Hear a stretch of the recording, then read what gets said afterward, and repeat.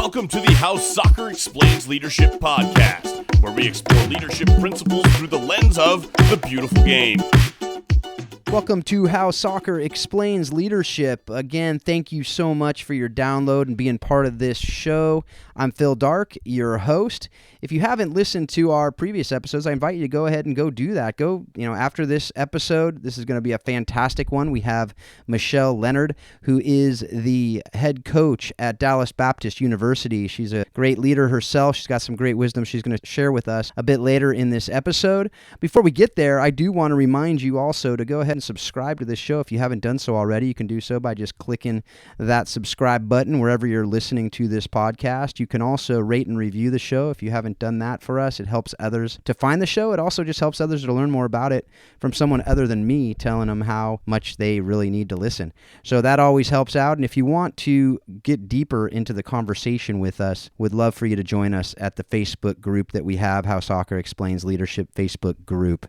You'll answer a few questions. Unless you're some weirdo, we'll let you in. So without more from me, we're going to introduce you to Michelle Lenard. Michelle, how are you doing? I'm doing great, Phil. I really appreciate being on. Thanks for having me. Yeah, definitely. I'm glad that Paul Jobson, my co-host, was able to introduce us a little bit ago. I enjoyed the conversation we had, just to get to know each other a little bit. And I'm definitely excited to talk about some of the things that we just scratched the surface on before. One of the things I always like starting with, and just partly because I love hearing stories and just how you got to be where you are today, but I also would love for our audience to get to know you a little bit better, particularly how you became passionate about soccer and leadership and how your life has involved both at really deep levels. Yeah, sure. I grew up in Lubbock, Texas, actually, and I grew up as the oldest of two kids to a single mom. And so I think that was my first introduction to leadership, was watching my mom raise two kids by herself, all the hard work and sacrifices that she made so that my sister and I could have a better life than she had and opportunities that we might not have otherwise had. I loved to compete from a young age in any sport, but I especially loved soccer. And my mom saw that and supported that and gave me a lot of opportunities to use the gifts that I had, and literally drove me from Lubbock all over the state of Texas to play soccer and to play on teams out here in the Dallas area to give me opportunities to grow and get exposure so I could potentially go and play in college. And I did end up doing that. I played at the University of North Texas. I'm up in Denton, Texas. After college, I knew I really never wanted to do anything else other than coach. I don't know where that came from. No one in my family did it, but I loved soccer and I knew I wanted to be a part of it. And I love the relationship aspect of sports in general. So after college, I went straight into coaching. I was a graduate assistant at Texas Women's University in Denton initially, before going back to the University of North Texas as an assistant coach. I was there for a few years before I was given the opportunity to become the head coach at DBU. I've been here for 13 years. And when I started here, I was 26 years old. So I was really, really young head coach. I have to say I learned a lot by trial and error, a lot of mistakes early on.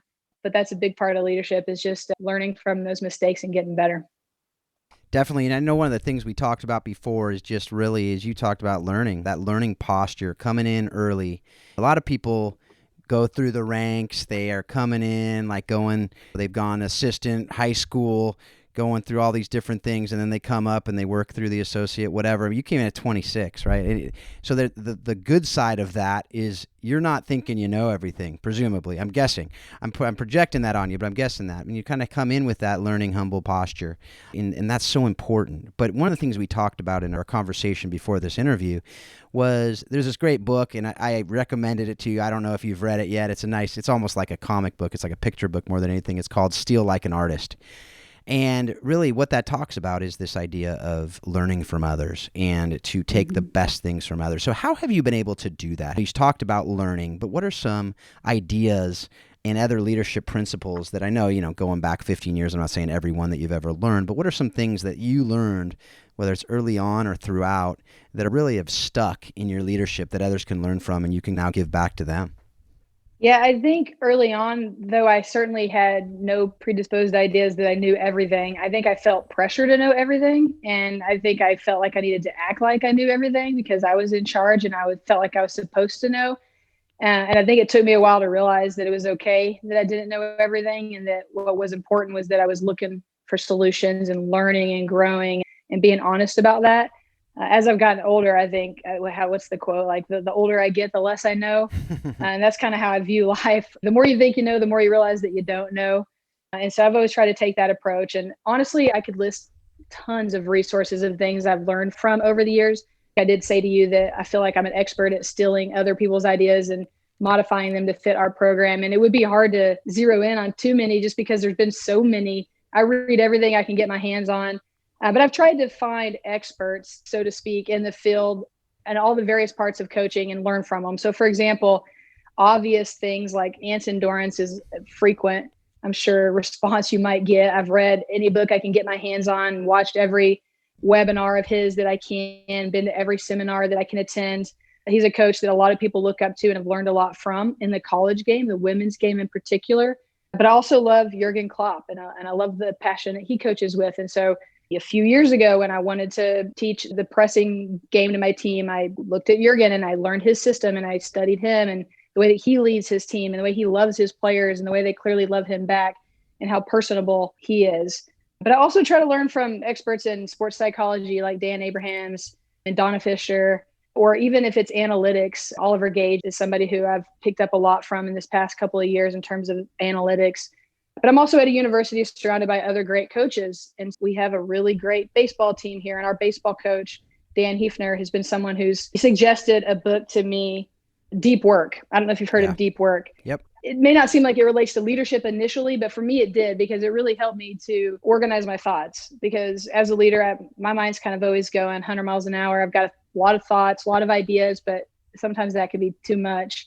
And the idea of deep work is how to get rid of the distractions in our lives and really spend time working on really important things and trying to eliminate the less important things or the not important things. And I spent a lot of time during the quarantine period reading that book and trying to reorganize my approach to just managing my team and managing my own life as well. And so, other coaches that I coach with here at DBU, friends of mine that are coaches, Twitter, Facebook, anything I could get my hands on, I'll take little bits and pieces. I did learn early on that I couldn't take somebody else's model and transplant it directly into my environment.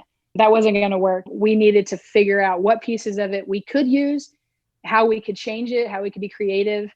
And so I've taken all those different experts and many others and just taken bits and pieces and try to piece together what works. And then each year we make adjustments too, because every team I coach is a little bit different and might need a little bit different things from me. That's so important to hear. If you didn't hear that, folks, it's that idea of you're not going to read a book and just take it and just plug and play into your program, into your organization, into your family, whatever. There's so many parenting books out there, and I look at them and I go, well, you've never parented my kids in my house, in my city, in 2000 and whatever year, right? Like you can't just say this works, because there's so many different variables. And the reality is, just because it works this year doesn't mean it's going to work next year on your team, because you're going to have different players. You're going to have different captains. You're going to have different leaders. You might have a different coach.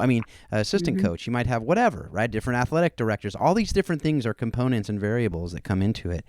And I remember something that Michael Hyatt, if you guys don't know who he is, he's a productivity leadership guru guy. And he talked about the fact that when he reads books, he reads a bunch of books. He reads tons of books, and I read a lot of books too. And something he said really stuck with me, which was, I'm not going to remember everything in a book, so I don't try to. I just remember the consistent things throughout all these different books that I've read that actually apply to me, and how can I apply them into my life? What are the things that work for me? And I've learned that a lot of these books, they're written by people with different personalities than me, and they're wired differently than me. So I think that's so important, what you said there, just about taking those different people. But you don't take what Liverpool does and say, oh, sweet, we're just going to do that, because you don't have the same personnel. Right. Well, I assume you don't, or else I probably would have heard more about your team going a little deeper into tournaments. And no one does. Liverpool has Liverpool players. That's the only team in the world that has that group, right? And the same thing goes for everything. So with that, we'll get into more of the difference, ins and outs of these things as we talk about some of these other questions. But one of the things I've liked asking a few different people is really you've coached for a long time, you played for a while. Who really, in your coaching and playing career, who's the best leader that you either coached or played with? And what set her apart from the rest? I thought about this question a lot, and I really tried to zero in on one person. And in the end, I just couldn't decide on one person. And that's exactly why we've decided on a leadership council here at DBU. I can think of a lot of people who are good leaders in their own right. with a lot of different styles of leadership that I either played with or that I've coached. And some of them are here on my staff now. I mean, I have an assistant coach here that played here who's an unbelievable leader. She did a great job here as a player, was a great player, was an All-American, but also a fantastic leader. And she's a young assistant coach now, but she's doing such a great job in her role with our team now. And I think is just a tremendous young coach. I've got graduate assistants on our staff that also went through our program that were also great leaders as players, but they were different personalities than her. She was a little bit more vocal. They were maybe a little bit more lead by example. And so we looked to create a leadership council that has a lot of different personalities. I don't know that I could pinpoint one person I've ever known that possessed all of those characteristics, but together we've been able to put together some good leadership groups that have helped us to have a lot of success. Yeah, I love that. I want to dig deeper into that leadership council that you just talked about. You actually have put together at your program this training, and you're building up leaders and your captains on your team. And you do that, like you said, through this leadership council. Can you just describe a bit more what that is and how it plays into the bigger picture of your leadership development at DBU? Yeah, so we usually have a council of, the number's arbitrary. We can kind of change it as we see fit. Sometimes there's more, sometimes there's less. Right now we have 4. Right now they happen to all be seniors. We typically try to have at least 1 to 2 juniors in the group as well, so that we are training and preparing younger players as well. And this has been such a crazy year with COVID and everything that we kind of made our whole senior class our leadership council for a period of time because it was so much going on and so much was affecting them. But ultimately, we've narrowed it down to 4 of them for now. They all have very different personalities. We must have someone in the group who is a vocal leader and someone who's unafraid to say the hard things and be confrontational if that's necessary. And that's something that that's the hardest role that we have to fill. But we can usually find at least one person on our team who's capable of doing that and willing to do that. And sometimes it can be taught, but a lot of times, a lot of that is connected to personality. Then we're always looking to make sure that our leaders in our leadership council are setting the right example. So these kids have got to pass fitness. They've got to be on time. They've got to be respectful. They need to be setting the right example all the time, or they can't be qualified to be in that position. And then sometimes you just have a unique personality. One of my seniors right now is a great leader, and she's like having another coach on the field. She's not loud. She's not screaming at anybody, but she knows our game model better than anyone else. She knows all the answers if I ask a question at practice. If I go down with COVID and my assistant coach goes down too, I know we're going to be okay because this kid's going to know what to do if we end up in a situation and I can't shout and control the game from the sideline, which of course I can't do anyways. And so we look for a combination of personalities for that group. Ideally, it's got some seniors and juniors. We just happen to only have seniors at the moment. So how does that leadership council, as you talked about those different components, which I absolutely love. Anybody who listens to this show knows that I absolutely love. I train on the disc, love personalities, and I know the importance of really understanding and being able to use the different personalities in the team for different purposes and having people in their sweet spot and all of that, which I absolutely love, and I definitely am excited that you're doing that. That speaks my love language. But the question I really want to dive into a bit more is, what does that look like in practice with developing the players, the student athletes that aren't on that leadership council? And how do you use that leadership council to help you in your leadership? How do you delegate to them different things that might normally be seen as the coach's role?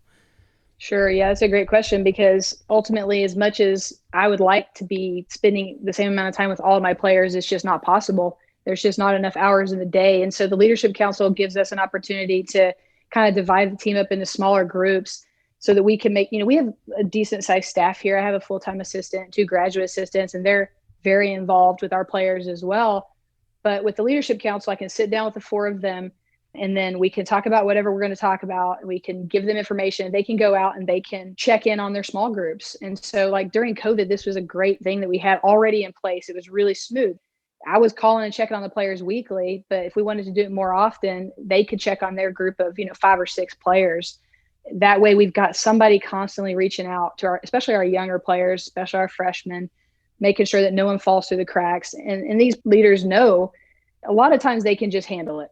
They can talk to the players, they can provide support, they can advise if somebody's needing something. But if it's more than what they can handle, then they know to come to me. And at that point, I can get involved.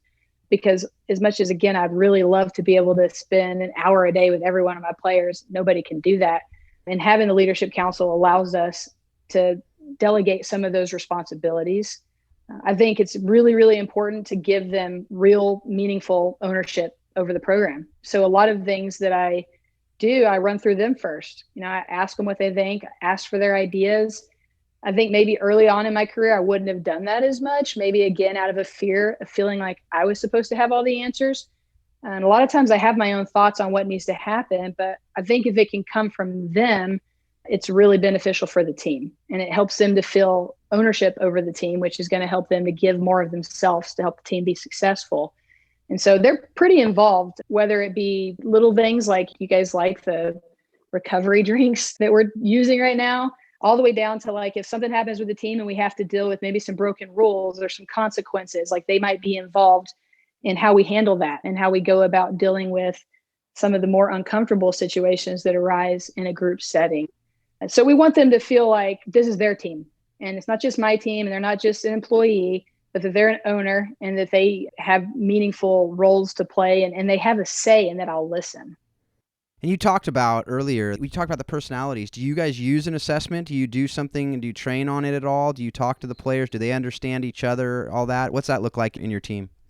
We've done a few different things over the years, and it's funny that you say this because I listened to you and Paul speaking about personality tests the other day, and we actually have spent quite a bit of time on the Enneagram, which I know that you thought wasn't probably best for a team environment, but that was really enlightening for our team. And we haven't done it this year, but we did it when the group of seniors I have now were freshmen, and they loved it. And it really changed their perspective on each other and helped them to understand one another better. And I think brought a lot of compassion for one another, and especially for different personalities and different ways that people receive information.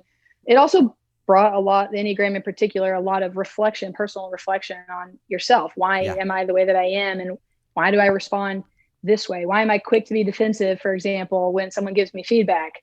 And so the Enneagram was really interesting. I mean, I certainly don't think it's the end all be all to anything, but it was a helpful way to get 18 to 22-year-olds who I don't think typically have a lot of self-reflection time in their lives to look internally and kind of recognize some things about themselves. And then also to look at their teammates and say, okay, maybe there's a reason that this person is like this. And maybe she responds differently than I do for a reason.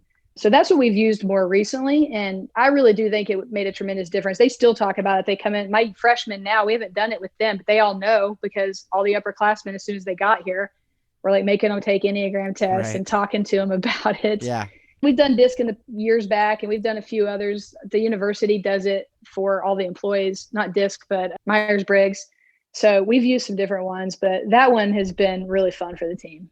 Yeah, the Enneagram's fantastic. Like you said, I think the best use of it is the introspection part of it, to really self-reflect and be able to dig deep into the motives and the why behind the what type stuff. They're all for different purposes, as I talked about on that other episode. If you want to go back to listen to that, that was the post-match episode that Paul and I did a few episodes ago, depending on when this comes out. Again, like you said, none of them take care of everything that you need to do. Like Paul said, the biggest thing is to really be able to do what they'll use and what they'll be able to really dive into. Again, the Enneagram's a bit more complex, which is why it's somewhat more difficult in a team setting to remember what everyone is. And you're not supposed to type other people. That's the other part of it that is I've been told that. Yeah, it's frustrating for me too, because I like to figure other people out. So that's fantastic. I love to hear that, because the intentionality is something that I think is really to hear, is to not just go into it and assume about people. I think that's just a great life lesson. You know, you don't want people doing that with you. You don't want just people assuming that you did something, therefore X, Y, Z. I've seen, as I do training with the DISC, with the soccer team that I have, we've had a lot of tears, because girls especially go, wow, now I'm actually understood. This is amazing. And I think when people feel understood, there's not a lot of people that don't like that. The other thing that I wanted to talk about there is you talked, as far as going back to the leadership and the different things that you've done and the leadership council and all that is so, I just love the intentionality with that, to be able to give them the responsibility and do some other things. But there's an actual game that you guys played, which, going back to Steal Like an Artist, I don't think you made this up. If you did, correct me if I'm wrong. But this game, Cutthroat, and folks out there, it sounds like something that you'd do at some other place other than a good, healthy soccer area. But what is this game, and what is it teaching, and how are you using it in your programs so that others can hopefully learn from it?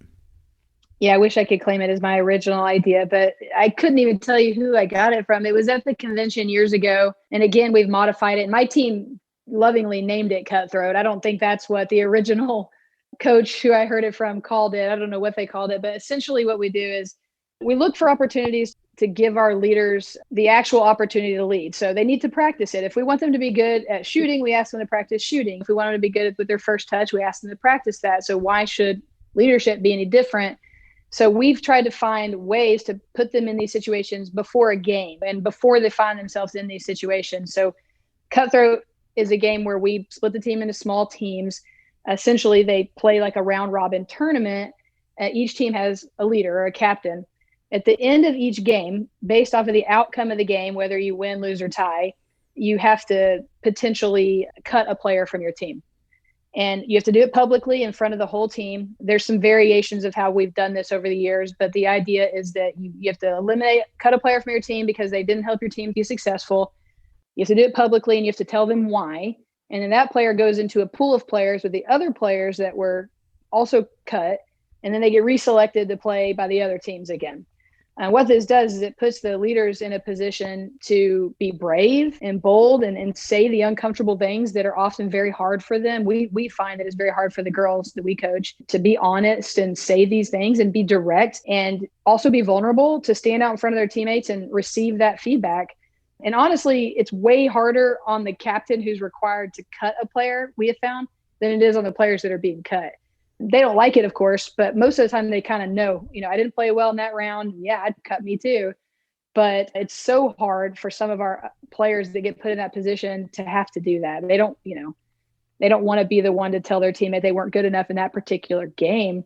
But it's uncomfortable, but we try to create situations where they can be uncomfortable. We try to give each other permission to be honest because we just want what's best for each other and what's best for the team. And it develops some mental toughness as well, like just being able to handle feedback and receiving it as such, not as criticism, but as helpful information that's going to help us grow. So we've played a lot of different variations of it. We usually use our leaders and our upperclassmen, but I have done it with some younger players just to experiment and put them in some uncomfortable situations early. So that's Cutthroat, and we have a lot of fun with it, but it can be hard and it can be risky if your team is not prepared to as well. So we don't just go out on day one and do this. There's got to be a foundation built first, some relationships cultivated, some trust built, an understanding that we're all for each other and that we support and love each other and that we just want to help each other be our best. I think if you don't have that, you definitely could not do this. And I think there's a level of maturity required as well. Like, I don't think I would do this with youth players. But these are adults and we treat them as such. And we think putting them in uncomfortable situations is crucial for their development. Yeah, you said a lot of stuff there that I definitely want to dig into a little bit more. The one that I want to start with is something you said towards the end, is the idea that you wouldn't do this if there wasn't trust built up. I think what you said, you didn't say these words, but what you basically said is if it's not a healthy culture, if it's not a healthy organization, I wouldn't do this. Again, I don't want to put words in your mouth, but that's what I heard. And there's that trust. Patrick Lencioni has a great quote that is, where there's trust, conflict is the search for truth. And where there's no trust, conflict becomes politics, and someone's got to be right and wrong. Someone's got to win and lose. And I think that hits it on the head. And in this, it sounds like that's what you're seeing too. So, put that into that game. You have these players that they're put in these situations and there's conflict. There's an issue. Okay, so it's a search for truth. Who was the worst player? Who was, whatever those standards are. Mm-hmm. And I think that's a great leadership lesson too, even beforehand, to say, okay, here's going to be the standards. Here's how I'm going to choose who's going to be cut. And you go out there and you do it and it's clear, right? And then if they don't stick to that and they're doing it based on who they like or who they don't like or whatever, then their leadership is going to be questioned. And those are all great leadership lessons, to be consistent with what. So, I mean, I could just see so many, like you said, so many variations to not do the standards and see what happens and go, well, that wasn't fair. But if they do the standards and to see it, right, so they learn these different things, I think that goes to jobs. And to say, if you didn't have a job description and you tell them they didn't perform well, they go, wait, you never told me what I was supposed to do, right? If you're a parent and you never give, here's what we expect, and the kids do something that you didn't like, and they say, but mom and dad, you didn't tell me I wasn't, right? And so I think that there are so many different applications. Is that kind of what you're talking about with different variations, that you're putting different things in like that? Yeah. I mean, we, in terms of just teaching the game in general, try to be really clear about our expectations for our players. We have a very clear game model. We go through all of that before we would do something like this. First and foremost, so they know exactly what the standards of our program are. But also, we would spend time prior to that off the field, just in some personal development with our team. Just for example, here at DBU, I mean, we're fortunate. We're a faith-based institution. We get to share some really personal things. And so our players might share their personal testimony, or we usually create some sort of a couple of years ago, we did it was called Get to Know Your Teammates questionnaire. And it was like 4 questions that they would stand up in front of the team and answer about their past, about their life, just to get to know them better. And those questions encouraged, some vulnerability. Right now we're doing something else I stole from someone else called the 4 H's. I heard this watching football with my husband a couple of weeks ago. NFL commentator was talking about I can't remember who it was, but they had done the 4 H's with their team, and all their players and all their coaching staff had to stand up and share their history, their hopes. There's 2 more H's. I'm going to draw a blank right now on that, but we're going through this currently with our group. And so, their heartaches, history, hopes, heartaches, and there's one more. But that way they stand up in front of the team, they share some of their heartbreaks in life, they share what their hopes are for the future. They talk about where they came from and how they ended up at DBU. And by the time you get on the field, you've already done all that. And so now you've had a senior stand in front of the team and share about how her sophomore season was heartbreaking because she wasn't fit and she didn't play and it was so hard. And she learned not to put her identity in who she was in her soccer, but that her identity came from her creator. And by the time they hear all that from a senior who's now a captain and a senior, and they never saw that side of her, there's a lot more trust that they can be vulnerable as well. And they tend to receive that criticism a lot more positively. When you have a healthy culture, you can do so many things. And when you don't, when it's toxic, you can hardly do anything without having people be hurt. And so that's something that, if there's one thing you hear, have a healthy culture, and you can do a lot of really cool things. But that does take intentionality to get there. It doesn't just happen overnight. And we have some really successful, quote unquote, winning coaches who, when you talk to their players, and they're not going out of that program going, I absolutely loved it. They won a lot, but then you have some other places that were very intentional, develop leaders and people and human beings, and maybe they win, maybe they don't, but it's an amazing experience, and they're going out and producing amazing human beings. I know which I'd rather be. I have a feeling you're on that latter one too, and hopefully you're winning along the way too. So that's encouraging. With that, we talked about before the fact that coaching and leadership in soccer, I think you said when we talked about it, first and foremost, it's about relationships. And simultaneously, we need to have boundaries. I mean, you've talked about some of the things you've done with the Leadership Council and the relationships with them and the relationships that they'll have with the others in the small groups and so on and so forth. But what do you mean by that when you talk about relationships, but also the boundaries? What does that look like in practice as you're coaching?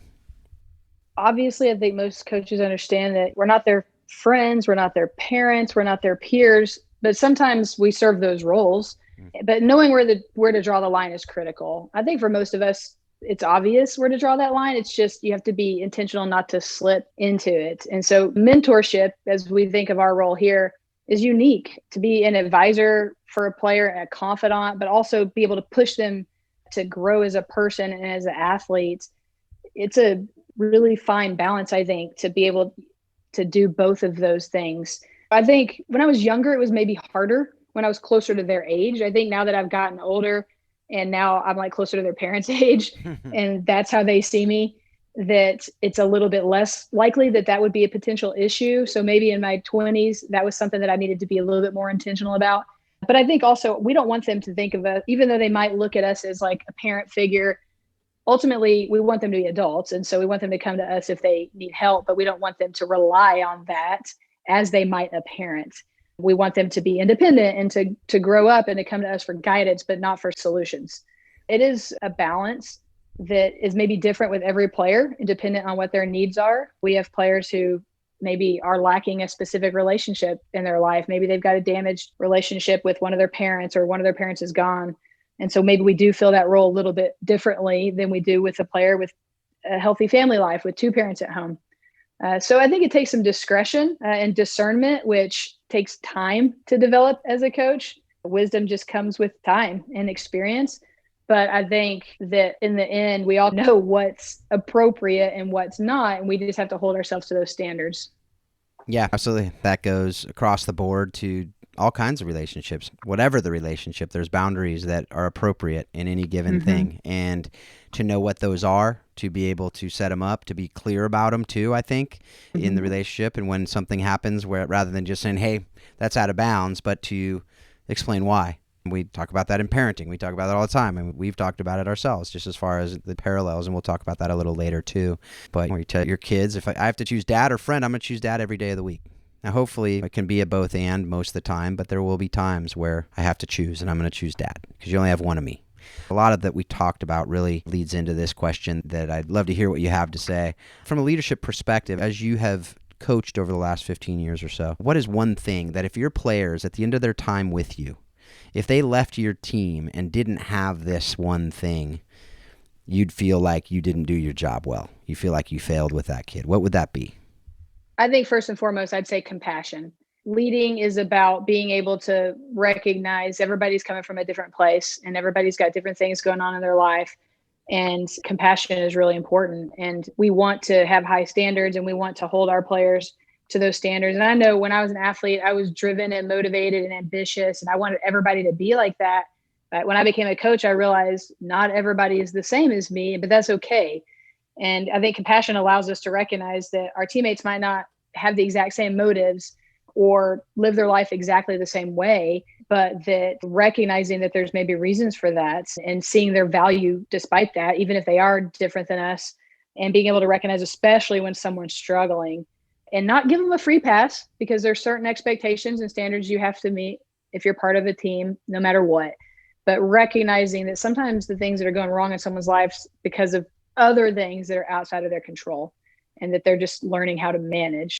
I think the second thing I would say is willingness to sacrifice for the greater good. That one seems a little bit more obvious. But I think for all of the leaders I've had here, they start out young, 18, freshmen in college. They want to play, they want to win, they want to be successful, but maybe they're not thinking about the bigger picture and the team. And by the time they're seniors, most of the time we feel like they have a pretty good sense of being able to say, hey, of course I want to play. And if absolutely we're trying to win, but they are willing to do whatever it takes to help the team be successful, even if that may mean they aren't the one on the field all the time. And I've seen that from great players on my team and great leaders on my team that recognize in the moment that maybe they're not the right choice. And I don't have to deal with the potential negatives of that because they want the team to be successful and they put the team first. So if I had to put those both together, it'd basically be servant leadership. Absolutely. Yeah. That shines through in how you're doing it. So I think that's the good thing, that I can say, just hearing you, it sounds like you're doing a good job with that. And I'd imagine if I talked to your players, they'd probably agree with that as well. The last couple questions we ask everybody. The first one is, how have you used the lessons you've learned directly from soccer, from the beautiful game, in your leadership, in your marriage, in your parenting, in your own home? And this goes to something else we talked about as well. We always ask that question, but something else we talked about is, you said to me, the way I coach is the way I parent. And I talk about that all the time as my leadership as well, is the parallels are uncanny. I don't care which way you start, but those two questions, you might have the same answer for both, so I didn't want to force you to have different answers for all of them if you didn't. But I'd love to hear you just answer that, and we can have a conversation about that concept of the way I coach is the way I parent, and how you're using the principles directly from the game in your marriage and your parenting and other areas of your life. Yeah, I think there's a tremendous amount of crossover for me. I don't have the ability to just kind of shut it off and go home and be a different type of person. I'm the same all the time. I have two boys, they're 10 and 11, and they know that. My husband, God bless him, understands and knows that as well. But one book that I don't know if I mentioned this earlier, but Mindset, which I'm sure you're familiar with, that has really influenced both my coaching and my parenting. Really, I read it to help me in coaching. But as I was reading it, it helped me a tremendous amount with my boys, because both of my boys are dyslexic, both very bright, intelligent kids, but early on really struggled to learn to read. My oldest son is very much a perfectionist, to the point of he'd rather not do something than fail at it. And it was really problematic early on and he's only 11, almost 12 now. But we tried to apply that concept of a growth mindset, not just with my team, but with my kids. We taught them what growth mindset was and fixed mindset. We tried to make sure we emphasized praising their efforts and their heart, and not just the outcome of whatever it was they were trying to do, not their natural talent or their natural ability, but what they were putting into it and their character. And so I started off reading that book thinking about my team here, but really it's influenced my parenting just about as much or potentially more so than anything else. In addition, we have two sayings at my house that I could easily take and say them out on the soccer field or here or at home with my family. And one of them's not going to sound super profound, but it really has guided my kids in some tough situations. And that's just Lenard's never quit. And we almost brainwashed them early on with this idea that Lenard's never quit. We don't care if you win. We don't care if you score. No matter what happens, you never quit. You get back up, you keep trying. And my kids, now that they're older, say it all the time. They hold themselves accountable to that. If I try to get them to quit something, they'll be like, well, what do you mean Lenard's never quit? We can't quit. And so it's built a lot of resilience and grit into them that I think will pay off for them. Whether they end up being great athletes or not doesn't matter to me. But what I do want is that they grow up to be good men who could lead their families. And I think that idea of continuing to fight through adversity and tough times is really important and has to be taught and trained rather than just expected. Some people, I think, come by it more naturally, but I do think my older son has shown, now he's in middle school, he's gifted and talented, all gifted and talented classes. So he's doing exceptionally well, but it took a while. At first, we were like, man, this kid's never going to learn to read because he just didn't want to do it because he hates to fail.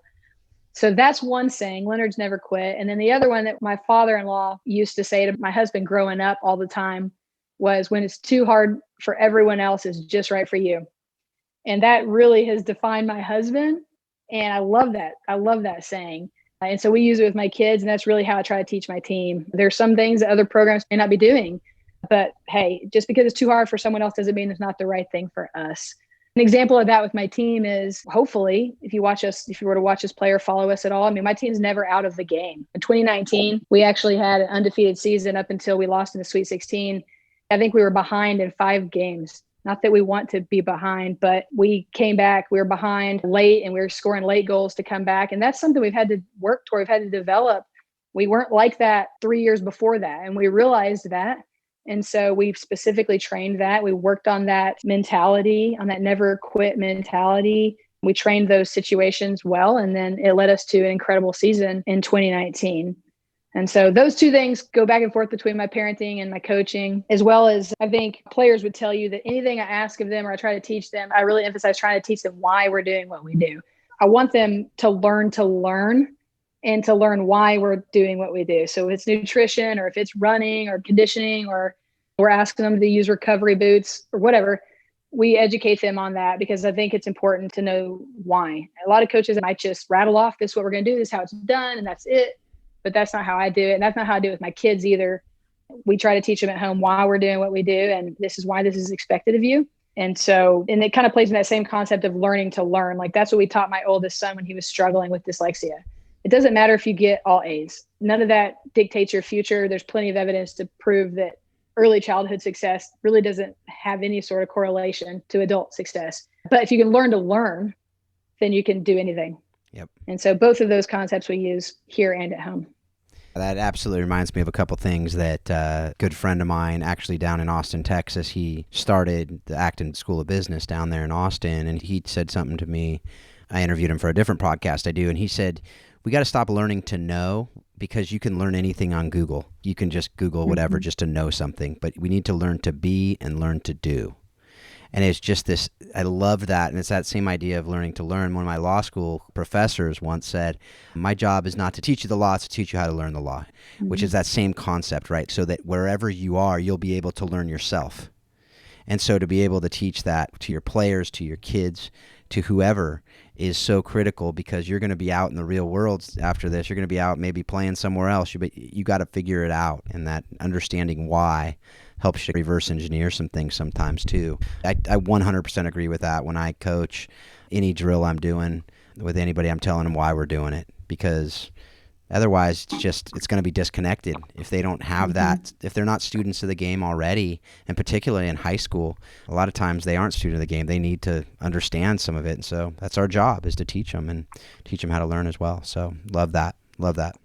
Last question we have here is, you talked about a couple books already, but what have you read, watched, or listened to recently that has impacted your thinking on how soccer explains life and leadership? One book I'm kind of partially through right now that I think is helping a lot is Coaching Athletes to Be Their Best, about motivational interviewing. My personality is one that wants to always solve problems and have the answers. And I've had to learn over the years that if I really want to help my players, that I can't do that for them all the time. Even if I think I know the answer, that they need to figure some things out for themselves. And motivational interviewing has helped me to learn to ask better questions and listen, and not always try to be the solution, but help them to come to a solution on their own and help them to find their own way. There's just lots of research as well that indicate that they'll be more successful if it's in some ways their own idea, if they can come to the conclusion that they need to do this in order to accomplish this, rather than me saying, hey, you need to do this if you want to be good at this. If they can say, okay, I want to be better at this, so I've got to get up early and I've got to spend extra time on it, they're more likely to do it and they're more likely to succeed at it. So I haven't finished the book, but I like it and feel like there's a lot of benefit to that. I'm going through a Bible study right now, Tim Keller Bible study, God's Wisdom for Navigating Life. It's all about Proverbs and about wisdom. And I just think that is tremendous. I've been burning through it. I'm listening to each chapter over and over, and they're really short, but just about wisdom and discernment and just the importance of knowledge in that as well. And I think as I've gotten older, again, that I've learned that sometimes it's okay. We don't know everything, to step back and take some time and analyze the situation. And every situation is different. And we have to be able to see the gray in order to make a wise decision. And so again, I just started that at the beginning of the year, but so far it's been fantastic. And then I'm also listening on Audible to Grit, because I loved Mindset so much. And now Grit is a very similar book. Everything I've heard in it so far is pretty similar to what we already believe, but I'm only a few chapters in. I have a habit of reading like 3 books at once. So I'm kind of a third of the way through like 3 different books right now. So those are the top 3 as far as my coaching is concerned that I'm kind of focused on. Of course, the Bible study is going to influence my entire life. All 3 books probably will, but I'm reading some other books about dyslexia because of my boys, but those are the ones that I'm reading right now for my coaching growth. Yeah, anything by Keller is fantastic. Anything on Proverbs is, well, not anything, but Proverbs itself, you can't go wrong, obviously, with Love, Grit, and haven't read that other one yet, so I'll look forward to checking that out.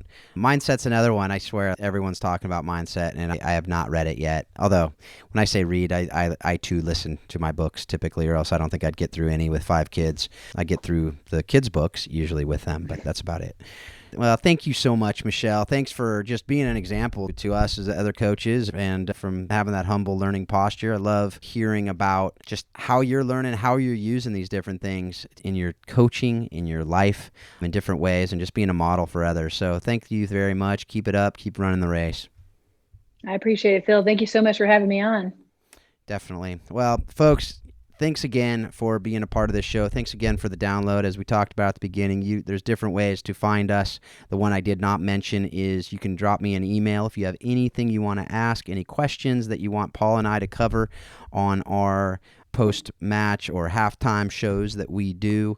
Go ahead and drop an email to me at phil@howsoccerexplainsleadership.com. Any other guests that you think should be on the show, you can put it in an email to me as well.